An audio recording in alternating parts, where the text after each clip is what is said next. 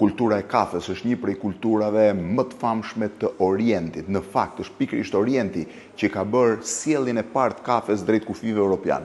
Nëse sheh të shpjegim, kafja që ka lindur në Yemen dhe në Etiopi është sjellë për herë të parë në Stamboll rreth vitit 1517 nga Ozdemir Pasha, guvernatori i Yemenit, i cili solli kafe në Stamboll. Shumë shpejt kafja u kthye në një prej traditave kryesore të Orientit, madje këtu mund të shihni në Muzeun e Artit Islamik një stil se si kafja kaloi nga përdorimi shtëpiak në përdorimin publik.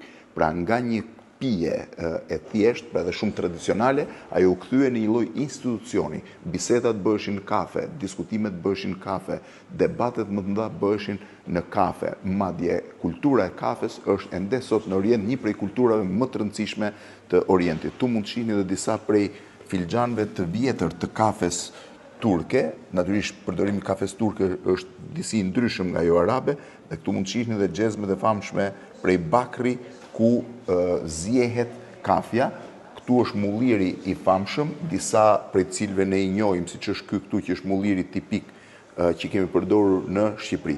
Kafja ka disa përdorime, kafja arabe është ndryshe, ata e përdorin me kardamon, kafja turke, greke, armene, pavarësisht emrave që kanë, është kafja tipike turke që ne përdorim, dhe më pas Europa filloi të përdor ekspresin dhe përtej saj filloi kafja amerikane që është kafja filter.